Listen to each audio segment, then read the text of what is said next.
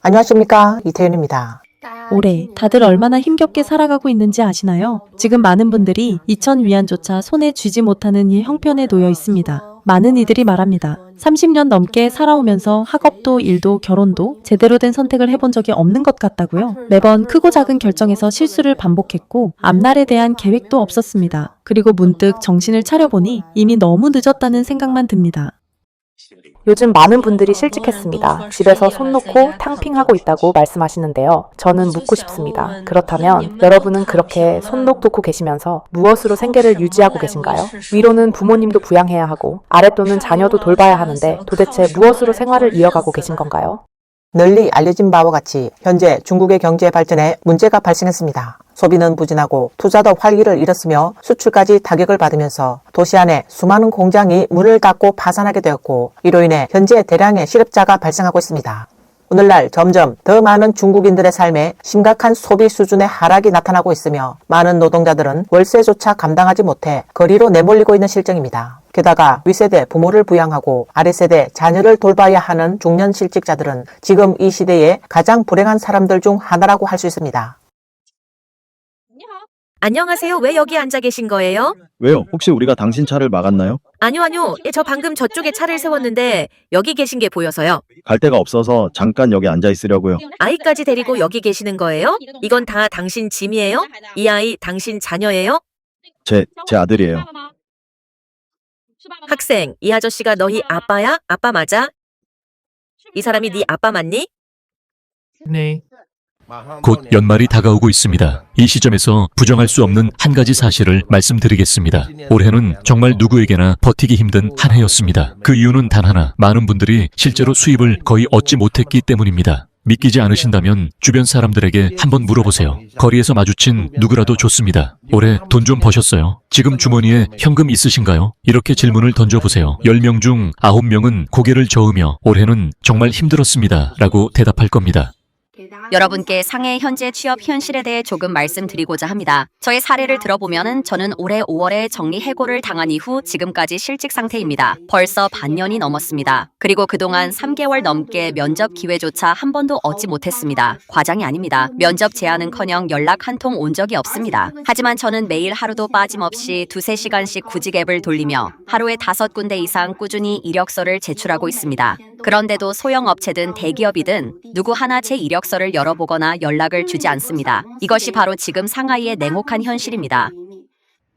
여러분, 배달 일은 이제 끝났습니다. 요즘 배달 일을 해볼까 고민 중이신 분들께는 정말 진심으로 말리고 싶습니다. 주문이 아예 없습니다. 진짜로 단 한 건도 없습니다. 예전에는 하루 200위안 정도는 기본 출근비처럼 보장됐었는데요. 지금은 진짜 운이 좋아야 하루 200위안 버는 거고 그건 거의 고수입니다. 지금 벌써 오후 12시가 넘었는데 오늘 10시간 동안 일해서 고작 150위안 벌었습니다. 지금 배달은 시급이 15위안 수준으로 떨어졌고 어떤 분들은 15위안도 못 받고 10위안 정도밖에 안 되는 경우도 있습니다. 어떤 분은 하루 종일 일해도 100위안도 못 벌었다고 합니다. 한 달에 3,000위안 정도를 벌고 있다고 해도 하루로 계산해 보면 고작 100위안 남짓입니다. 여기서 월세, 수도세, 전기세, 교통비, 식비까지 빼고 나면 사실 한 달에 남는 게 거의 없습니다. 아니, 진짜 단 한 푼도 안 남는 경우도 많습니다. 그런데도 매일같이 일은 계속하고 있는데 결국 아무것도 남는 게 없다면 도대체 무엇을 위해 이렇게 사는 걸까요? 저는 2025년 졸업했는데요. 지금 정리해고를 당해서 벌써 일주일째 집에서 백수로 지내고 있어요. 면접도 여러 군데 알아봤지만 하나도 붙지는 못했어요. 읽고 답장도 안 하거나 하지만 계속 집에만 있고 수입이 전혀 없다 보니 결국 배달 일을 하기로 결정했어요. 오늘은 오전 10시 30분부터 다음날 0시 30분까지 일했는데 총 수입은 약 48위안이었어요. 이틀치 보험료가 5위안이라서 실제 순수입은 43위안 정도예요. 이제 도대체 어떻게 살아야 할까요? 정말 너무 막막해요. 내년에는 2천만 명이 넘는 대학생들이 새로 노동시장에 들어올 텐데 경쟁은 점점 더 치열해지고 있습니다. 지금 이 경제 상황은 도대체 왜 이렇게 된 걸까요? 대체 누가 돈을 벌고 있는 걸까요? 저는 올해 37살입니다. 벌써 반년째 수입이 전혀 없습니다. 이렇게 큰 불닭볶음면 한 그릇, 온라인에서 2봉지의 3위안도 안 되는 걸로 상호해요. 지난 6개월 동안은 아내의 월급으로 저희 세 식구가 버텨왔습니다. 저는 작년에 15년 동안 몸담았던 가구 업계를 접었고 그와 함께 200만 위안이 넘는 빚을 떠안게 됐었습니다. 저는 안일성 보주 출신으로 올해 28살입니다. 현재 저는 220만 위안이 넘는 빚을 지고 있습니다. 집은 이미 담보로 넘어갔고 가족도 각자 흩어졌습니다. 오늘은 진심을 담아 여러분께 제 이야기를 나누고 싶습니다. BMW와 포르쉐를 몰던 제가 어떻게 이렇게까지 무너졌는지, 지금은 지갑에 50위안도 없는 처지가 되었습니다. 저는 정말 단 한 번도 제 인생이 이렇게까지 망가질 거라 상상해 본 적이 없습니다.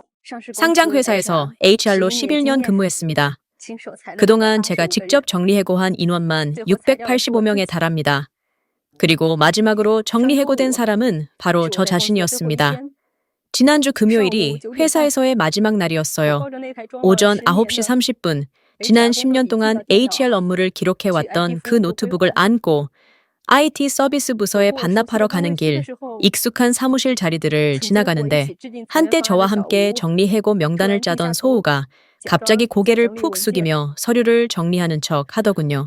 불과 2주 전까지만 해도 우리는 함께 그 구조조정 명단을 꼼꼼히 확인하고 있었는데 결국 그 명단에 제가 포함될 줄은 꿈에도 몰랐습니다.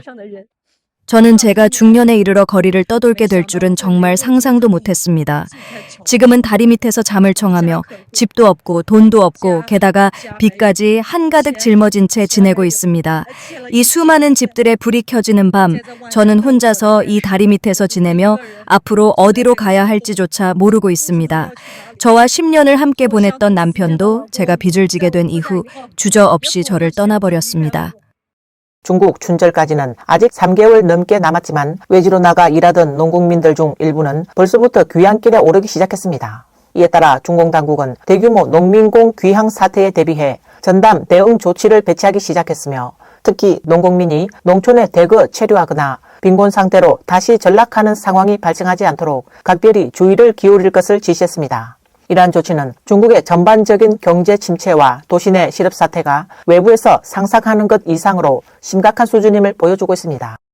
이제 막 11월에 접어들었고 설날까지는 아직 3개월 반이나 남았는데 벌써부터 고향으로 돌아가는 첫 농민공분들이 귀향길에 올랐습니다. 어떻게 이분들이 농민공인지 알 수 있느냐고요? 뱀가죽 가방을 들고 있는 분들을 보시면 됩니다. 이 상징적인 가방은 오랫동안 도시에서 일하던 노동자들이 귀향할 때 자주 사용하는 짐가방이죠. 올해에는 유난히 귀향이 빠른 것 같습니다. 그만큼 일자리가 줄고 도시에서 더는 버티기 힘들어진 분들이 많다는 뜻이겠지요. 버티지 못하겠어요.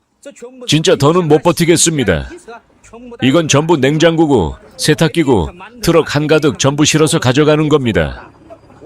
여러분, 매일 만토 빵만 먹는 생활 정말 더는 버틸 수가 없습니다. 진짜 이제는 안 되겠어요. 저 먼저 철수할게요. 먼저 빠질게요. 여러분은 천천히들 하세요. 지금 매우 가혹한 사회 현상이 있습니다. 모든 이들이 주목해야 할 문제입니다. 아직 10월밖에 되지 않았는데 심천의 노동자들이 벌써부터 귀향길에 오르고 있습니다. 고속철역과 지하철역에는 고향으로 돌아가는 사람들로 벌써부터 붐비기 시작했습니다. 예전에는 보통 광동 지역으로 일하러 온 이들이 11월이나 12월쯤에야 집으로 돌아가 설을 준비하곤 했습니다. 하지만 올해는 예년과는 비교할 수 없을 정도로 훨씬 더 냉혹한 상황이 벌어지고 있는 것입니다. 형제자매 여러분, 익숙한 장소, 익숙한 거리, 익숙한 냄새, 이곳에서 함께 지내던 같은 고향 사람들 가운데에는 벌써 한 달 반 가까이 아무 일도 하지 못한 분들도 계십니다. 그래서 설을 앞두고 미리 귀향하기로 결심했다고 하시더군요. 이제는 더 이상 광주에서 버티는 것이 어렵기 때문에 결국 선택한 길은 고향으로 돌아가 다시 시작하는 것이었습니다. 침대, 이불, 재봉틀, 세탁기, 에어컨, 전기 오토바이 등 지금 가진 물건들을 하나도 남김없이 모두 챙겨서 고향으로 가져가고 있다고 합니다. 광주에서는 이제 정말 더 이상 버틸 수가 없습니다. 수많은 고향 사람들이 하나같이 고향으로 돌아가겠다고 말하고 있어요. 이젠 안 온다. 다시는 안 온다. 이제는 집주인 배만 불려주지 않겠다고요.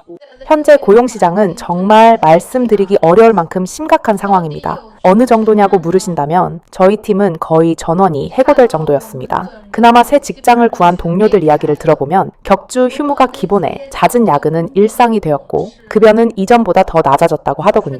저 역시 구직 앱을 돌리기 시작했는데 올라오는 공고들을 보면 대부분이 한 사람이 여러 역할을 감당해야 하는 자리, 게다가 관련 경력까지 요구합니다. 일자리 자체가 줄어들다 보니 기업들도 더 많은 일을 한 사람에게 떠넘기고 있는 것 같습니다. 어느 날은 평일에 잠깐 바람도 쐴 겸 쇼핑을 나갔는데 쇼핑몰 옆 보행자 거리에 사람이 정말 많더라고요. 그걸 보고 문득 이런 생각이 들었습니다. 이 사람들은 다 직장은 안 다니는 건가? 도대체 무슨 돈으로 소비를 하는 거지? 친구와 이야기할 때도 비슷한 이야기를 나눴습니다. 그 친구는 실직이 너무 무섭다고 하더군요. 왜냐하면 아직 갚아야 할 대출이 너무 많아서 일을 잃는 순간 모든 것이 무너질까 두렵다고 했습니다. 요즘 이런 마음 사실 많은 분들이 공감하실 겁니다. 부디 이 어려운 시기 잘 버티시고 좋은 기회가 꼭 찾아오기를 진심으로 바라겠습니다.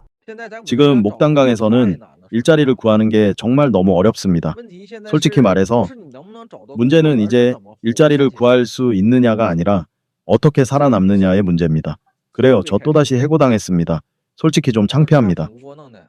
저 정말 못 버티겠습니다. 제가 한 달 월급이 3,000위안 조금 넘는데 집세가 1,800위안이에요. 그럼 한 달을 어떻게 살아가라는 건가요? 도대체 왜 이 세상은 저 같은 사람 하나도 받아주지 않는 걸까요? 맞아요. 저는 가족의 도움도 없고 앞으로 나아갈 길을 인도해줄 사람도 없습니다. 모든 일을 제가 혼자 짊어지고 혼자 해내야 합니다. 아무도 저를 받쳐주지 않는다면 살아갈 방법이 정말 없을까요?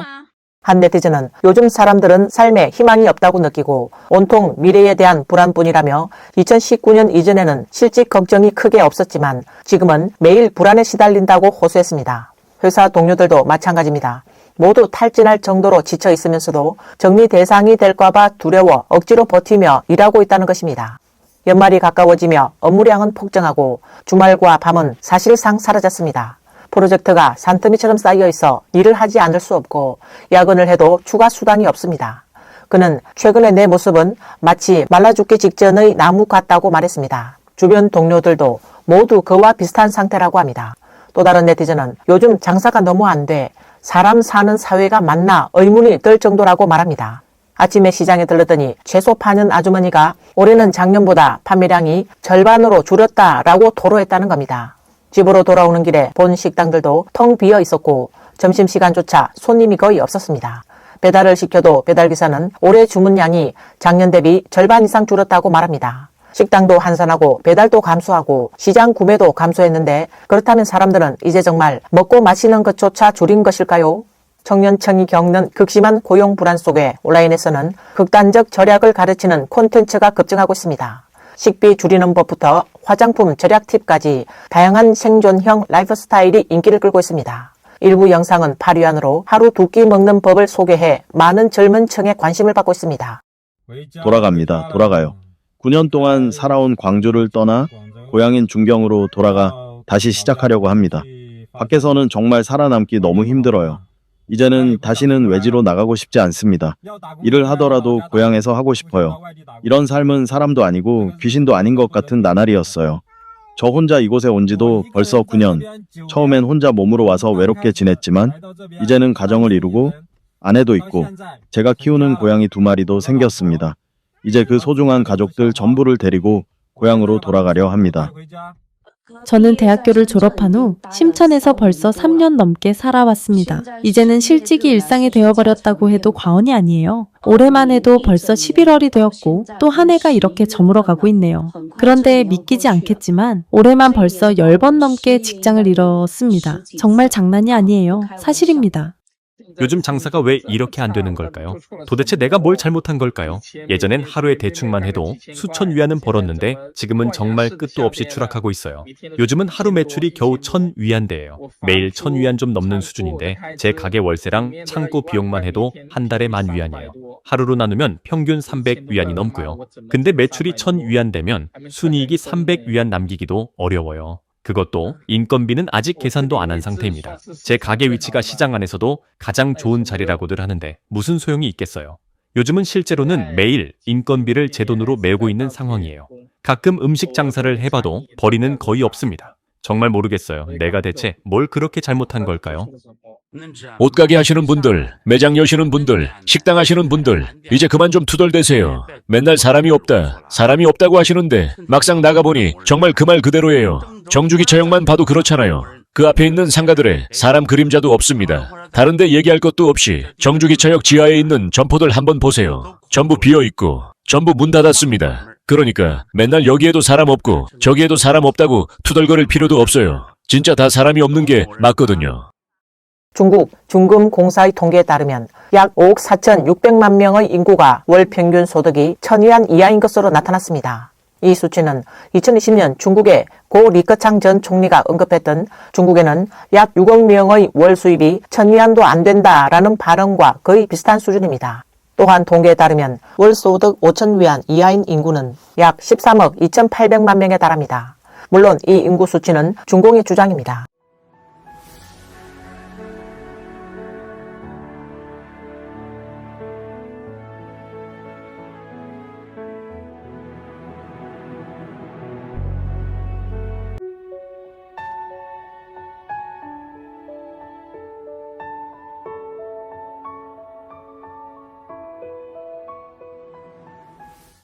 오늘 뉴스는 여기까지입니다. 시청해주셔서 감사합니다.